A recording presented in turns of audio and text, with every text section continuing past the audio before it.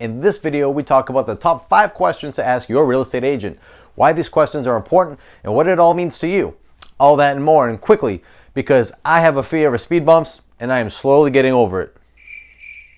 Oh boy. Stay tuned, this is Vasilios, and you're watching Fastlane.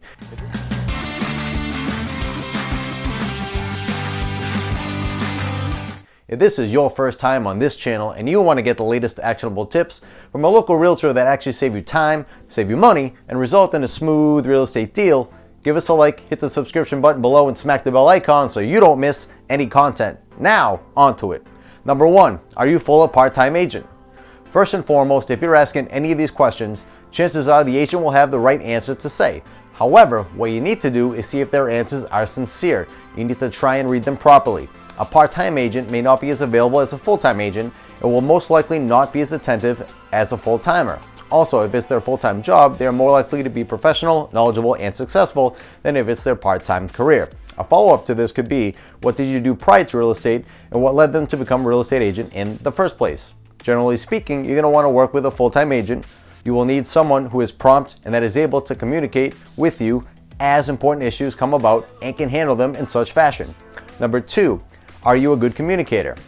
With this question, you will clearly get an idea of how that agent likes to communicate or doesn't like to communicate, whether it be by text, email, or call, and when. A good follow-up would be how frequently this individual communicates and under what circumstances will they not communicate immediately.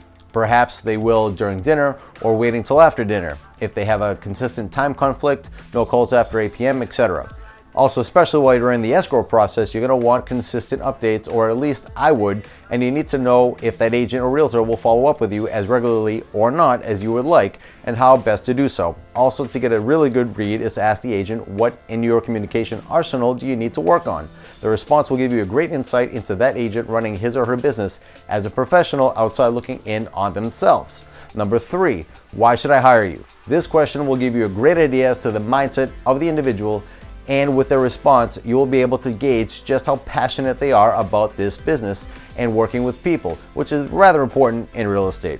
They may give insights to their business goals and their true why they ventured into this business and their strength of their intent to be successful professional.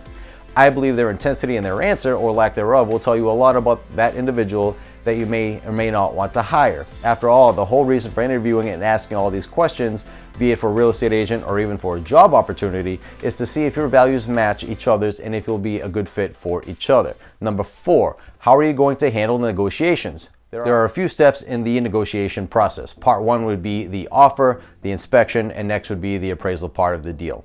You are going to want to pay attention to the answer that the agent gives you and how they will handle the negotiation throughout the transaction.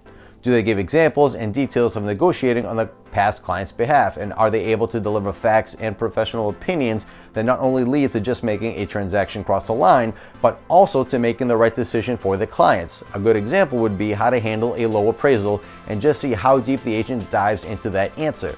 This will show their knowledge of the situation and also their willingness to fight the low appraisal if necessary, and step in and handle the situation and negotiate on your behalf. Number 5, what is your main source of clientele? With this question, you're essentially asking if all the agent's clientele is purchased or is from word of mouth.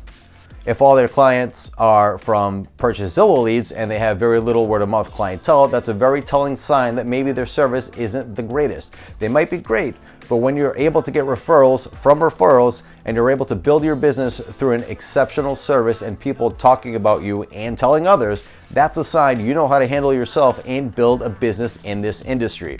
Hey guys, if there is anything in the world you want to talk about or have a question, reach out anytime. No obligation. Really, 508-821-8835. It could be at the weather, cars, racing, real estate, whatever. Now, if you like this video, then check out these at the top of your screen. And if you need a guy like me, I have a guy like me's info in the description below. As always, thank you for watching, and I'll see you in the next one.